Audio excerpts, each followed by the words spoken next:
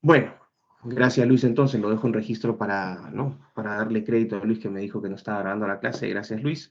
Entonces estábamos hablando del modelo de sexta generación, que vendría a ser el modelo de innovación abierta u Open Innovation, ¿no? Que complementa los 5 previos que había visto Roy Rothwell. Y ahora vamos a hablar del concepto de globalización. La globalización que es, ¿no?, un proceso de integración que parte siempre con procesos de integración económica. La globalización siempre es inicialmente de carácter económico. Se habla en ese sentido de instituciones de primer piso. Así se refiere uno en la literatura de políticas públicas, ¿no? Las instituciones de primer piso, que son eh, las instituciones de carácter económico, es decir, los países empiezan a asociarse motivados por intereses económicos, es decir, la necesidad no solamente de exportar, sino también de importar. Y esta globalización obviamente va a ir integrando países, estos países muchas veces están agrupados en bloques comerciales y después estos países o bloques comerciales también terminan intercambiando recursos. Eh, la globalización también incorpora dos tipos de integración. La segunda vendría a ser la integración política, que eso se le llama instituciones de segundo piso, que es básicamente lo que ocurrió con la Unión Europea, ¿no? Que es, vamos a decir, el organismo supranacional más desarrollado en estos momentos. Y finalmente una integración o una globalización cultural que se llama instituciones de tercer piso, en los cuales ya no solamente hay una integración a nivel de economía, es decir, por ejemplo, la creación de organismos económicos para todos los países. Por ejemplo, el caso de Europa tiene el Banco Central Europeo, con una moneda única que es el euro, el flujo libre de bienes ¿no?, de bienes y servicios. La segunda integración, que es la política, como les decía, que es parte de este proceso de globalización, donde ya tienes, por ejemplo, la Unión Europea tiene una capital que es Bruselas, donde tienes un Parlamento Europeo, eso es una institución de segundo piso. Y finalmente la globalización cultural, que ya habla no solamente de integrar economías o mercados y aparatos burocráticos o, ¿no?, la administración del Estado, sino también empezar a generar una cultura colectiva, ¿no? Ya muchas veces no se está hablando de los países europeos como tales, sino de la Unión Europea, como un organismo supranacional. Solamente como cultura general, el Reino Unido era, hasta hace 3 años, era parte de la Unión Europea, pero no quiso ir más allá de la integración económica, es decir, el Reino Unido rechazó la integración política y rechazó también la integración cultural. Hubo un referendo y salió. El Reino Unido tampoco usa, por ejemplo, el euro, sino la libra esterlina. Bueno, eso es solamente como una cuestión de cultura general. Entonces tenemos procesos de globalización. Estos procesos de globalización no son nuevos. Se dice que a partir de los 90, con el surgimiento del Internet, es que los mercados y los países empiezan a integrarse, pero en realidad la globalización existe desde hace mucho. El descubrimiento de América de parte de Colón es un proceso de globalización. La guerra de los 7 años entre Francia y el Reino Unido a mediados del siglo XVIII, entre 1746 y 1753, si mal no me traiciona la mente, también fue un proceso de globalización. Fue una guerra que se llevó a cabo en Norteamérica, ¿no?, en el subcontinente indio, en América del Sur, en Europa, en África. La globalización no es nueva, simplemente se ha acelerado. Y eso es lo que estamos viendo ahora, es un proceso de integración acelerada. Ya se está trascendiendo el tema de la Unión Europea, se está incluso hablando en América del Sur, ¿no?, de propuestas que ahora son simplemente propuestas de integración económica y política, de la creación de una moneda única. Esto todavía parece que no fuese tan cercano, pero en realidad más temprano que tarde van a empezar a hacer este tipo de implementaciones. Ahora, dentro de lo que nos compete a nosotros, que es la innovación, dime, Javier, adelante. Profesor, una consulta. Con respecto a lo que está hablando del tema ¿cómo es el referente a los países que han demandado? Discúlpame, Javier, una consulta. Hay un fondo ahí, no sé si sea música, como que distorsiona un poco, no se entiende bien. Ah, disculpa, que estoy en la luz. Dale. Bueno, voy a tratar de descifrar. Dime. Me refería puntualmente a los países que ha adoptado el sistema de dolarización. Por ejemplo, Ecuador es uno de ellos, ¿no? Perfecto.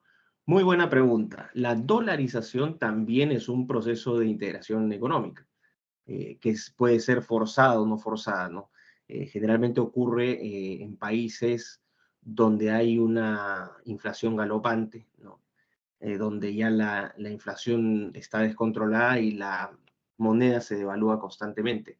Fue lo que pasó, por ejemplo, en Ecuador. Ecuador ya es una economía dolarizada hace más de una década, y es lo que se propone ahora en Argentina, ¿no? Yo estuve en marzo en Argentina por cuestiones de trabajo, estuve de gira por ahí, y realmente en ese momento, cuando yo fui en marzo, el dólar estaba, ¿no? El tipo de cambio paralelo, vamos a decir, porque hay un tipo de cambio oficial que nadie sigue y un cambio paralelo.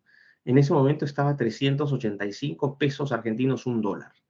Ahora, es decir, unos 9 meses después, 8 meses después, no, ni eso, perdón, 7 meses después, ese mismo dólar vale ahora 1.000 pesos. Es decir, has tenido un proceso inflacionario de más de 200, un proceso de evaluación de más de 200% en solamente 7 meses.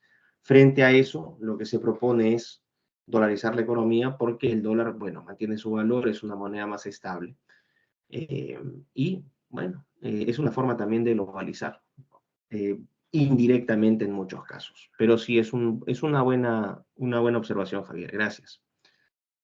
Bueno, retomamos entonces el caso de lo que nos compete a nosotros, que es la innovación. El componente, uno de los insumos más importantes de la innovación es la información. Pero alguien, ¿no? Este profesor de Harvard, Henry Chesbrough, observa y dice, bueno, miren, ¿saben qué? Sí, es bueno tener información, pero esa información que no se utiliza, ¿no? Que se esconde o que no se comparte, no constituye ventaja competitiva. O sea, la información es útil en la medida que tú empiezas a aplicarla. Hay dos elementos también que no constituyen ventaja en sí misma, ¿no? En el caso de la exclusividad tecnológica, es decir, sacaste un producto que es de avanzada. En este caso vemos el First Mover Advantage, que ya lo estudiamos, ¿no? La ventaja de ser el primero, dependiendo de qué rubro, en qué parte del cuadro te encuentres, ¿no? Si son, por ejemplo, aguas calmas, donde el cambio tecnológico es lento y las preferencias del mercado son lentas, ahí lo que vas a tener es sí una ventaja competitiva si es que eres el primero, porque la tecnología no cambia mucho y ahí lo que haces es posicionarte no tanto como producto, sino como marca.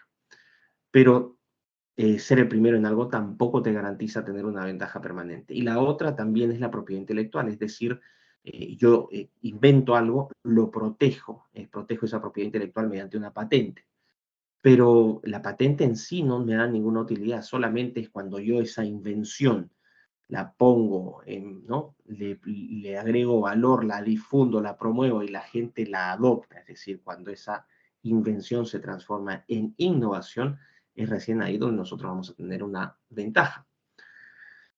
Otro elemento a considerar es que dentro de estos procesos de globalización hay interacciones que son multidimensionales y multidireccionales. ¿Qué significa multidimensional? Multidimensional significa que no solamente se restringe al campo técnico de determinado rubro económico. Es decir, por ejemplo, cuestiones tecnológicas, ¿no? Tecnologías de avanzada. Vamos a decir, cámaras de reconocimiento facial. No solamente tienen que ver con el componente de ingeniería, también hay, por ejemplo, un componente económico, ¿no? Hay un componente político. ¿Cómo se van a usar esas cámaras? Si esas cámaras se van a usar solamente para aplicaciones, para acceder a banca, por ejemplo, o si van a ser utilizadas por los gobiernos para vigilarnos. Vamos a decir, también consideraciones de carácter cultural. Las nuevas generaciones dejan de interactuar, no están gradualmente dejando de interactuar con personas de su misma edad y todo se está virtualizando, las relaciones humanas se están virtualizando. A eso nos referimos con múltiples dimensiones, que no solamente se restringen al campo de lo técnico, sino que tienen un alcance político, tienen un alcance económico, cultural, etc. Y multidireccional se refiere que estas interacciones se dan en todas las direcciones, se dan entre empresas que generan esas tecnologías y sus consumidores, pero entre consumidores y consumidores, entre empresas que compiten con otras, también con los gobiernos, con organismos reguladores, es decir, son procesos que van por todas partes. Por lo tanto, eso también implica esa complejidad y esa dinámica, implica nuevas formas de gestión y organización para innovar. Y también, finalmente, el uso que se puede dar o la importancia creciente de las redes sociales en la difusión de innovaciones, ¿no? Las redes sociales, en YouTube, Instagram, Twitter, etcétera.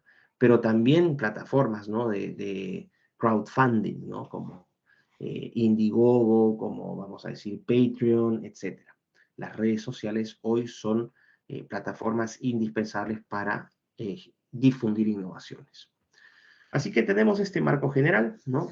Donde la información es importante, donde hay integración a nivel económico, político y cultural, donde tenemos interacciones multidimensionales y multidireccionales, donde ciertas ventajas no son necesariamente tal, porque el ambiente es muy cambiante, y aquí lo clave sigue siendo qué pasa con la información. Entonces, lo que observa Chesbrough, de nada me sirve tener información si no la uso.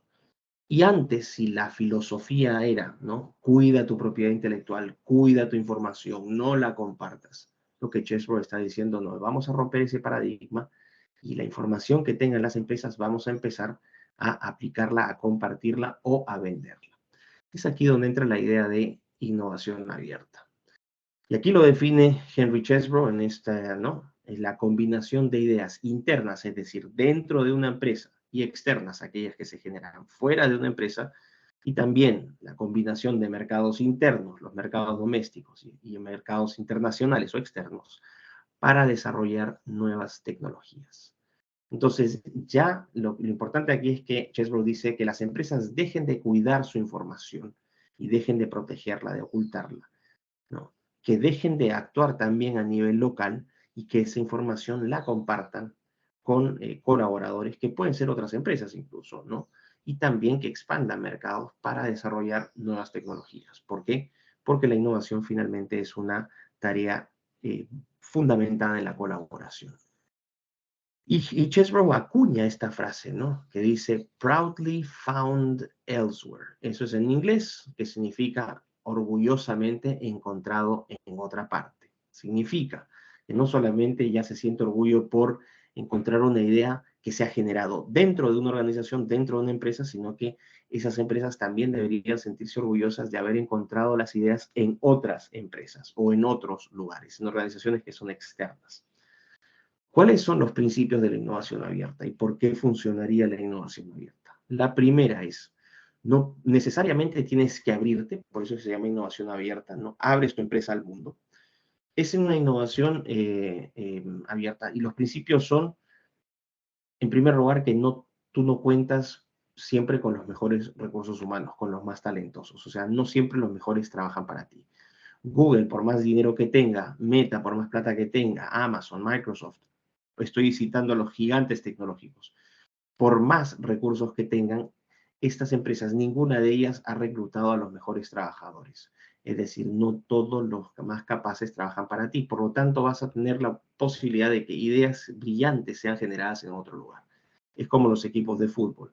Ni aun con los galácticos del Real Madrid tenían a todos los mejores futbolistas del mundo. Entonces, cada empresa, cada organización va a tener cierto pool de recursos humanos calificados que pueden generar ideas.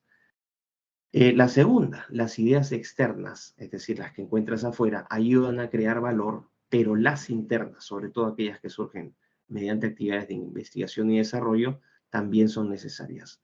¿Qué se está diciendo aquí o qué dice Chesbrough? Es decir, yo estoy de acuerdo que la información no debe cuidarse, que las empresas deben abrirse al mundo, pero eso no significa que se descuide la tarea de creación de ideas internas. Y una de estas actividades para generar ideas es la I+D. Tercer punto, el mejor, o sea, es mejor un modelo de negocio que ser el primero en entrar o abrir un mercado.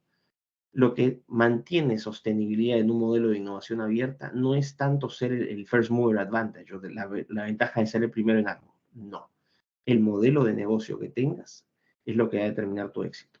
Y cuando hablamos de un modelo de negocio, hablamos no solamente de la estrategia y de la organización que implemente esa estrategia o de las metas a corto, mediano y largo plazo. Estamos hablando de nichos, ¿no? no solamente de mercado, sino también estrategias de operación que te permitan sostenibilidad. El modelo de negocio es lo que te permite mantenerte con vida a lo largo del tiempo en modelos de innovación abierta. Cuarto punto, sigue generando ideas, sigue generando I+D, sigue generando propiedad intelectual, pero también utiliza propiedad intelectual externa, es decir, ideas externas. Y finalmente, la I+D no solo es creación, sino también oferta de servicios. ¿Qué significa esto? Ya lo expliqué en la clase de I+D. Podemos hacer I+D como, ¿no?, una ventaja competitiva, como si es que tenemos esas capacidades, pero también podemos ofrecer servicios de I+D para empresas o organizaciones que no tienen las capacidades o los recursos o el tiempo para llevar a cabo esas actividades. Así que ese es más o menos el panorama de la innovación abierta. Estos son los antecedentes que justifican este tipo de innovación. Ahora,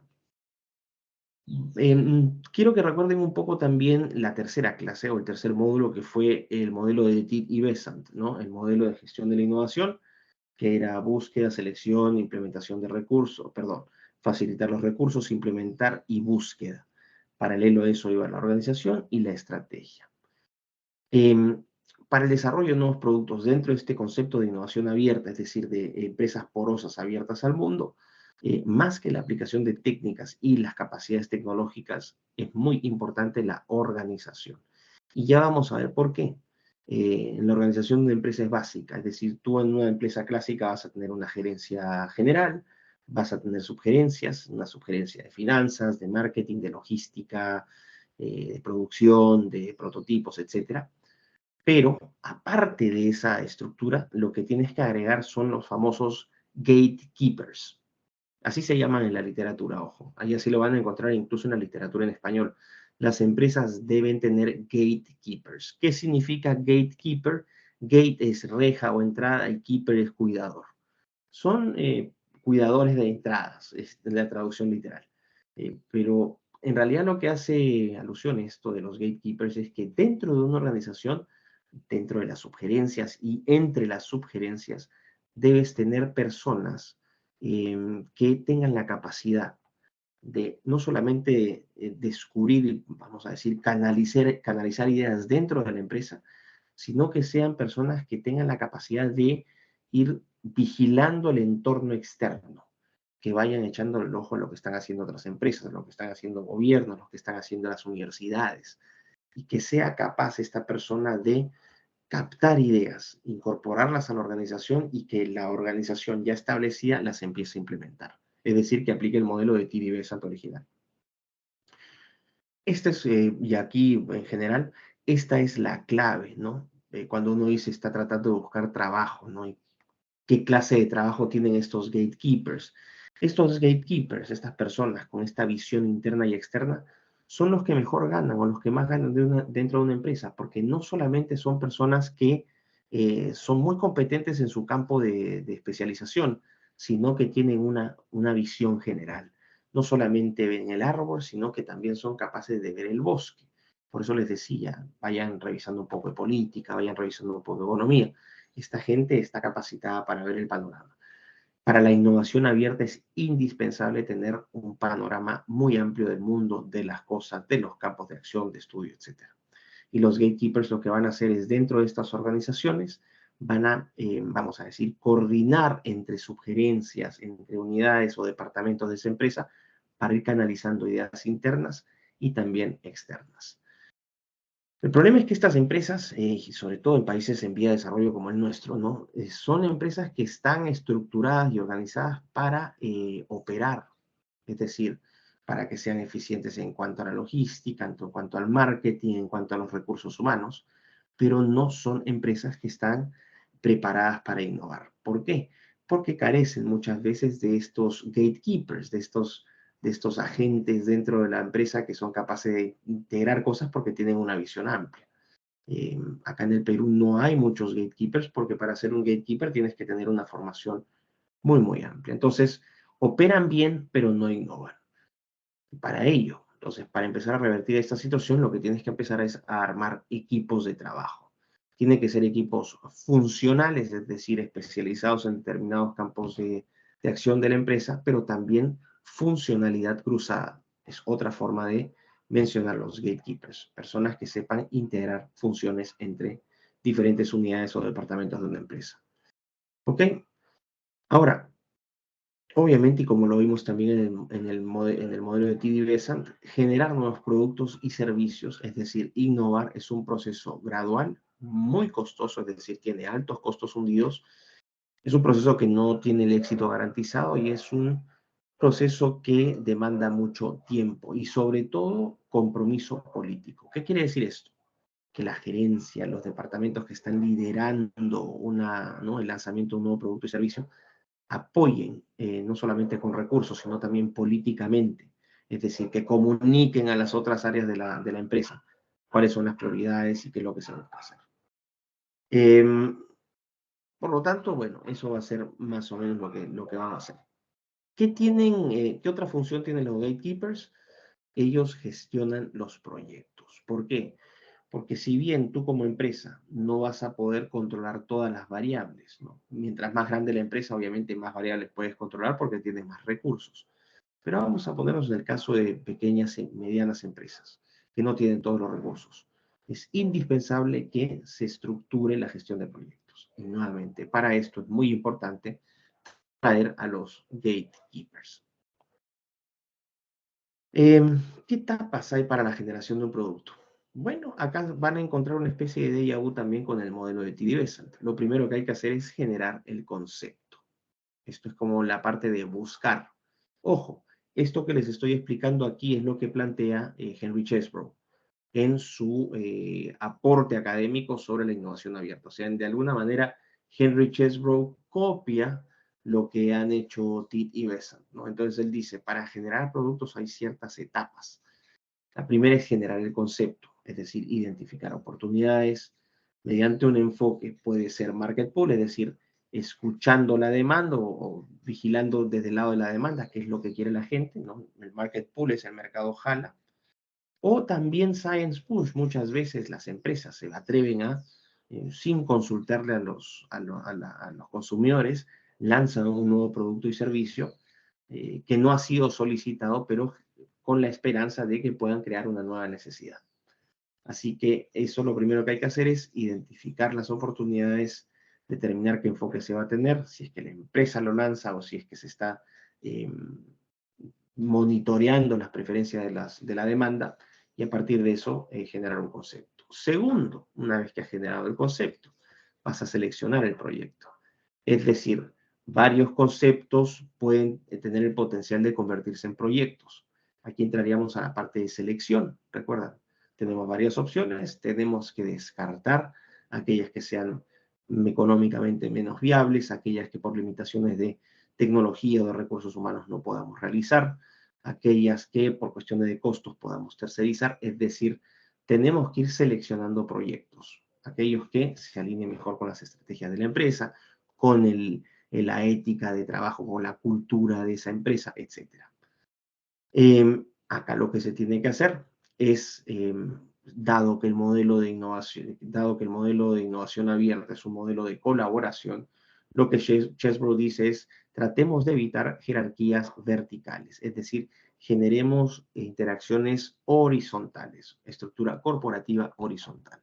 Esto quiere decir que se le dé voz y voto y participación a todos los miembros de la organización que estén comprometidos con el desarrollo de ese producto o servicio. Y obviamente después para hacer obviamente la selección de proyectos dentro de las opciones disponibles vas a tener que aplicar filtros.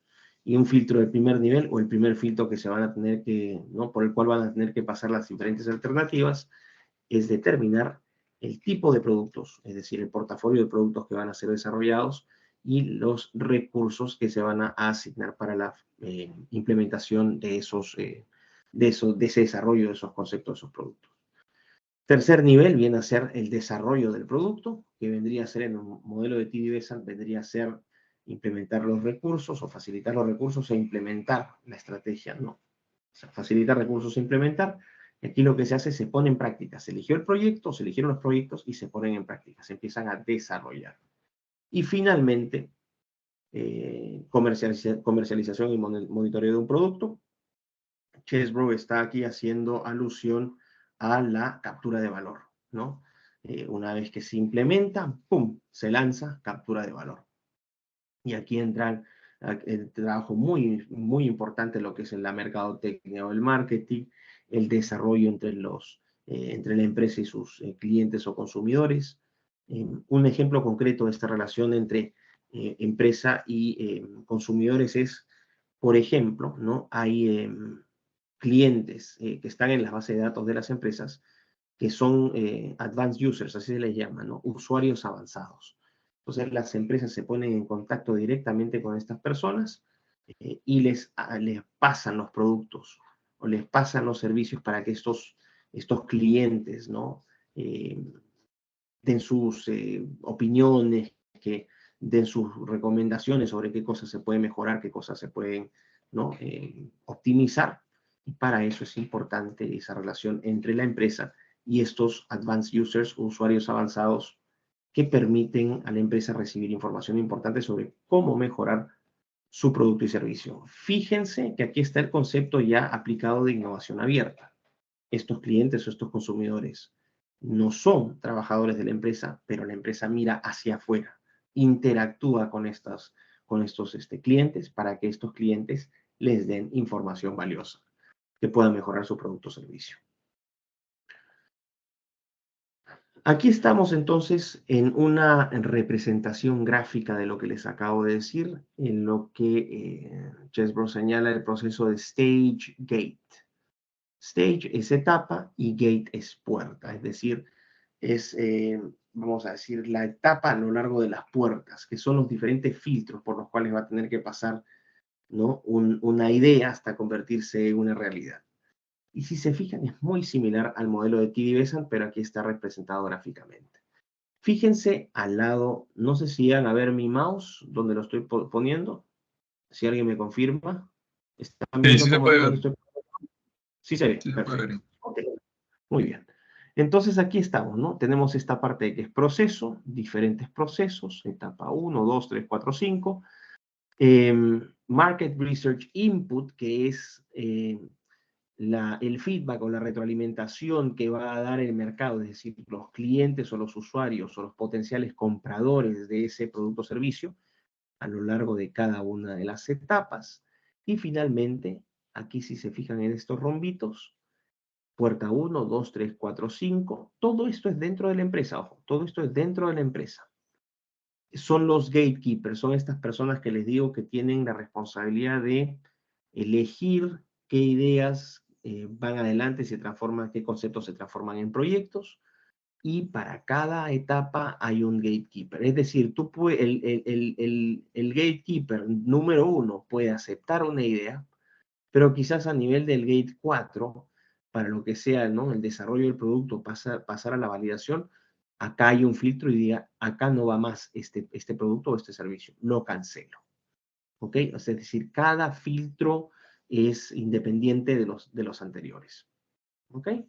Bueno, entramos entonces acá con la idea. Tenemos un proceso, idea screen, es decir, se exponen las ideas. Hay ideas que están flotando por ahí, ideas que se van generando, ¡pum!, van cayendo, y cómo reaccionamos o qué ayuda podemos obtener desde el mercado, descubrimiento y exploración. Es decir, los potenciales consumidores van a encontrar que ciertas ideas o ciertas, vamos a decir, ciertos conceptos son más atractivos que otros y van a poder entregarle esta información a la empresa para que determine qué ideas van a pasar, ¿no? a la primera etapa, es decir, la etapa 1, que es la creación del concepto.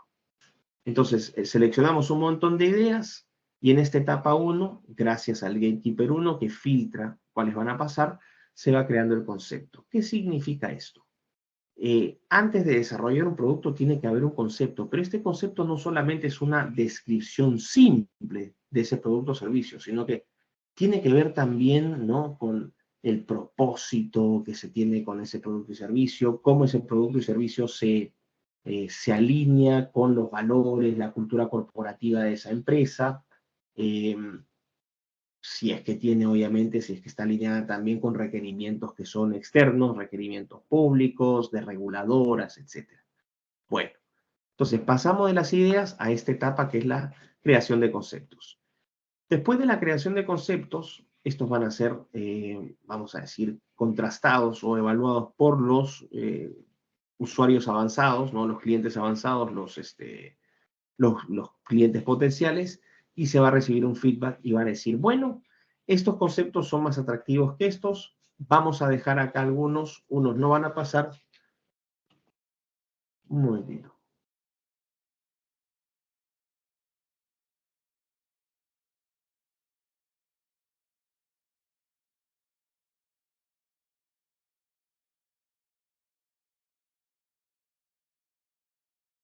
Listo, mil disculpas. Entonces, algunos conceptos no van a pasar porque el Gatekeeper 2 decide que solamente unos van a pasar. Bueno, pasan algunos y esos conceptos se transforman en casos de negocio. Se hace una propuesta formal dentro de la empresa. La interacción que se recibe es un análisis de oportunidad sobre la base del feedback o la retroalimentación que se ha recibido de los potenciales clientes, de los usuarios avanzados. Se preparan casos de negocios y van a pasar por el tercer filtro hacia la etapa 3, que es el desarrollo del producto. Es decir, no todos los conceptos que pasaron y se convirtieron en casos de negocios van a terminar siendo productos desarrollados. Vamos a ir que poco a poco, ¿no? Empezamos así y es como un embudito. Se van achicando las opciones. Desarrollo del producto. Bueno, se desarrolla el producto, se crean prototipos, investigación y desarrollo. Recuerden, ¿no? El desarrollo de prototipos, que también es una forma de I+D. Estos productos son evaluados por estos usuarios avanzados, se da feedback o retroalimentación y se pasa a la etapa 4 gracias al Gatekeeper 4 que filtra, que es testeo, ¿no? Y evaluación de esos productos. Aquí están. Se pueden evaluar dentro de la empresa, pero también se pueden evaluar fuera de la empresa. Por ejemplo, versiones beta de ciertas aplicaciones, ¿no? Cuando se lanzan al mercado versiones beta de ciertas aplicaciones y hay ciertos usuarios que se han registrado para que les manden la versión beta. Bueno, ahí estamos. Eso se llama testeo y validación. Finalmente se pasa el testeo y la validación y en el gate 5, el cuidador de la puerta número 5 va a determinar que solamente unas van a pasar o una o ninguna pasan a la etapa de lanzamiento y monitoreo. Es decir, se cumple con todo el ciclo y ese producto se lanza al mercado. Esa invención se lanza al mercado con la esperanza de que se convierta en una innovación. Entonces, van viendo que de acá también hay una especie como de modelo de tercera generación de Rockwell. Recuerdan, el modelo acoplado, donde tenían el lado ¿no? del Science Push, es decir, donde la empresa mandaba, el market pool abajo, la demanda mandaba, cómo se acopla, ¿no? En el modelo de tercera generación y es una etapa lineal. Bueno, aquí es más o menos lo mismo. Es la interacción entre la empresa, ya sea entre la empresa que está produciendo ese bien o servicio y entre su base de consumidores que vendría a ser el mercado. Así que esto es lo que plantea Chesbrough. Este vendría a ser un modelo tradicional de generación de ideas a través de estas etapas, ¿no? de estas puertas. Y se hace otra interpretación de lo mismo que que les he enseñado, que ahorita, ¿no? Pero esta es otra forma de interpretarlo. A esto se le llama el túnel del desarrollo o development funnel. Nuevamente van a ver idea, ¿no? Desarrollo de la idea, que vendría a ser esta parte de aquí, en el stage gate. Bueno, aquí tenemos ideas. Y piensen en esto como un embudo, ¿ok? Es como un embudo. Piénsenlo en tercera dimensión, solamente lo están viendo de costado. Entonces, esta es la empresa. Esta es la empresa. Todo esto es la empresa. Y las diferentes unidades, departamentos, es decir, cómo esa empresa se organiza. Entonces, hay un montón de ideas que entran en este embudo, solamente las permite el cuidador de esta puerta, que trabaja para esta empresa. Aquí en estos dos se va desarrollando el concepto, es decir, se descubren estas ideas, el cuidador número 1 filtra algunas, de estas ideas que han sido filtradas, scoping se refiere a, ¿no? a crear una narrativa alrededor de ese producto o servicio.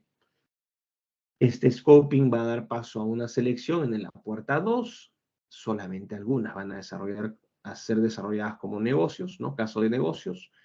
En la puerta 3, el cuidador 3 permite que solamente pasen algunas, es decir, esta es la etapa de producción ¿no? De desarrollo de esas ideas en algo tangible. En la etapa 4 pasan solamente algunas a lo que es testeo y validación. Y en la etapa 5 solamente algunos pasan al lanzamiento. Es decir, de esta etapa acá, desde la validación hasta el lanzamiento, lo que vamos a tener es invenciones que potencialmente se podrían convertir en innovaciones. Hasta aquí todo claro, más o menos. Con confianza vayan diciéndome.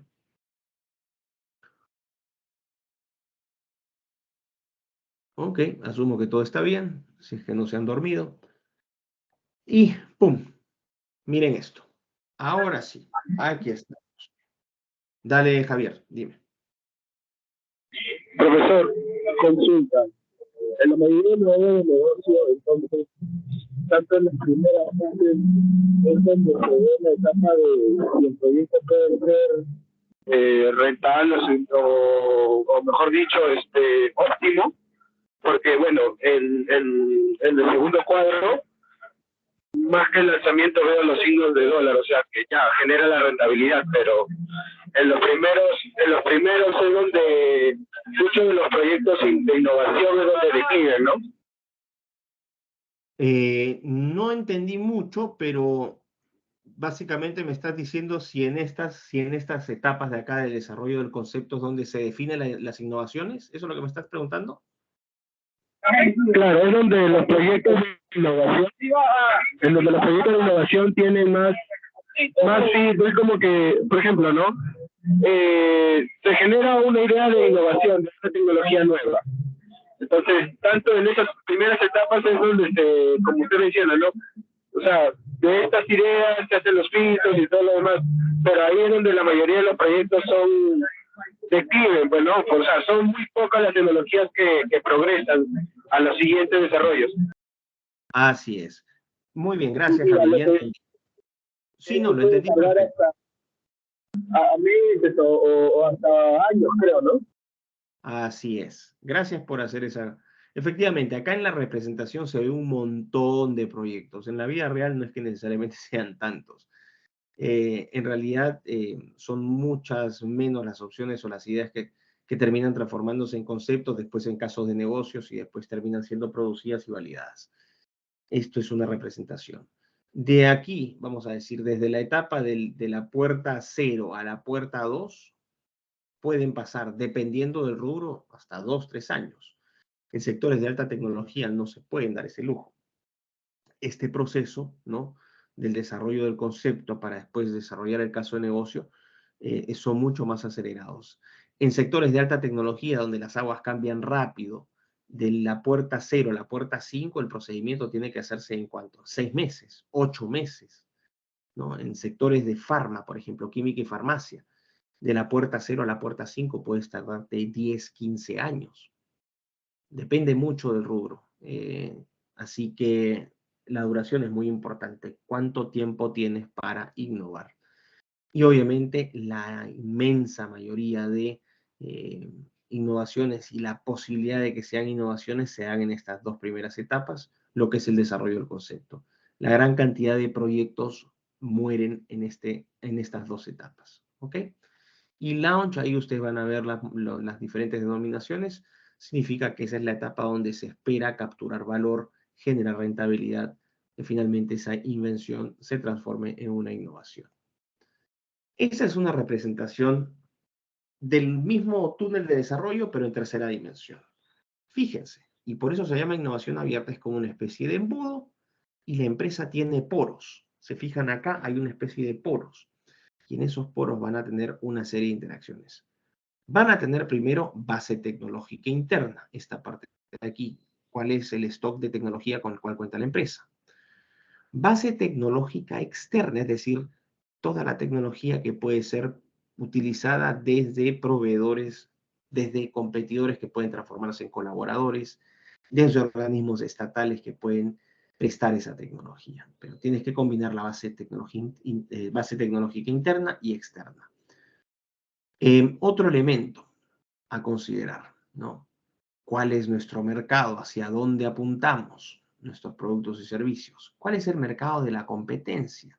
¿Qué significa esto? Que ese mercado puede ser atractivo para competir, pero también puede ser atractivo para colaborar. Es decir, una situación donde dos o más empresas encuentren que pueden ganar colaborando. ¿Ok?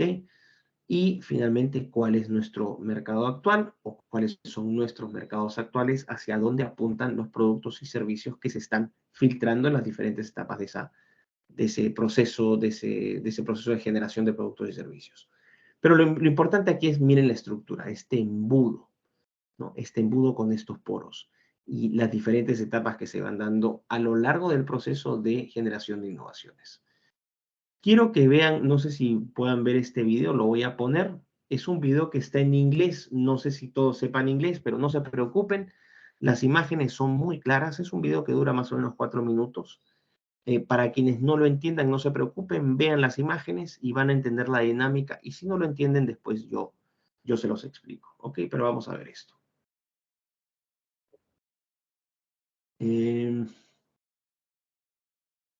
vamos a ver un momentito.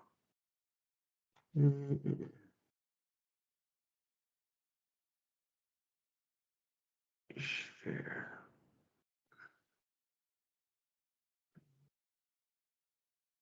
Aquí está. ¿Llegan a ver la pantalla? ¿Están viendo lo que estoy poniendo? Estoy poniendo un video de YouTube. Lo pueden ver, ¿no? Estamos en YouTube. Sí, sí, profesor.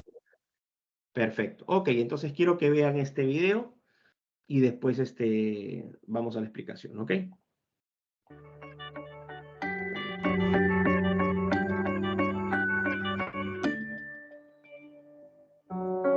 Innovation is the key to the future. To manage innovation, companies judge projects on their technical and business merits, on ever stricter criteria. This is a ruthless process in which many great ideas are generated at first, then nurtured, and in most cases, abandoned. Only a limited number of projects finally emerges from the product development funnel. These survivors are often too slow to really impact the market in today's fast-moving world. So how to speed up innovation? First, starting with the end in mind is essential. A clear focus on the anticipated business position is often the best basis for driving an innovation strategy. Second, it pays to look outside one's own organization, finding others with exactly those skills, market knowledge, or technology that can help move the projects forward. This is called open innovation. Instead of the solid walls of the product development funnel, the open innovation funnel has permeable walls. Information and ideas flow in and out. Be it at the start of a project with just a fuzzy idea, or further on. The necessary skills may well come from outside. The result, a greater chance of success. And it all happens much faster.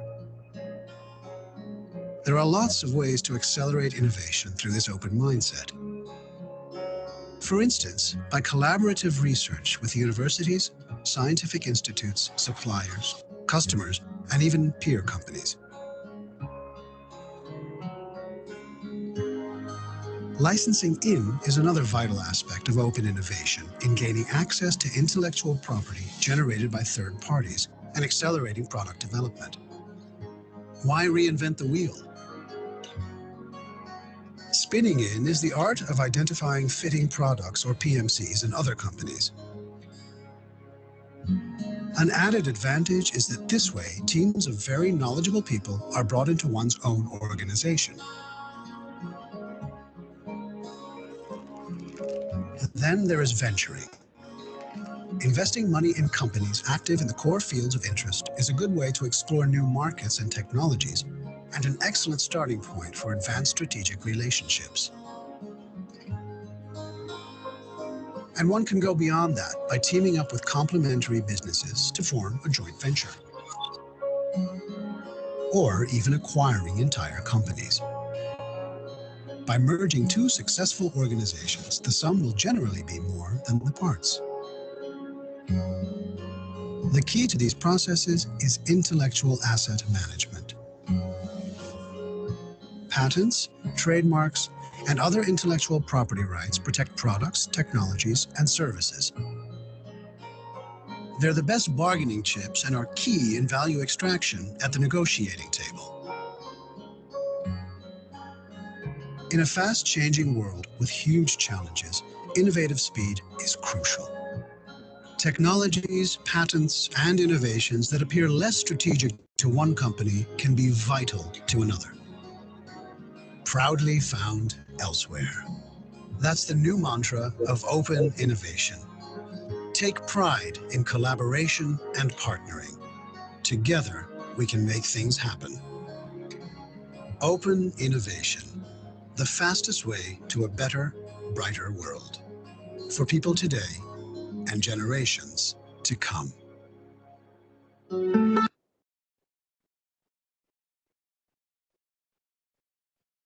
Perfecto. ¿Llegaron a ver?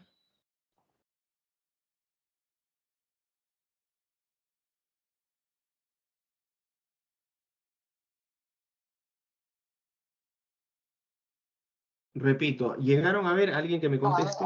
¿Se Sí, ve y escuchar profesor. bien? Perfecto, ok. Entonces se fijan que en esta animación lo que estamos viendo es un conjunto, ¿no? Unos conjuntos de bolitas ahí que están flotando en estos embudos de tercera dimensión. Cada uno de esos embudos es una empresa. Entonces, esa empresa y cada una de esas bolitas viene a ser ideas, recursos, vamos a decir, datos, ¿no? Que pueden ser generados dentro o también fuera.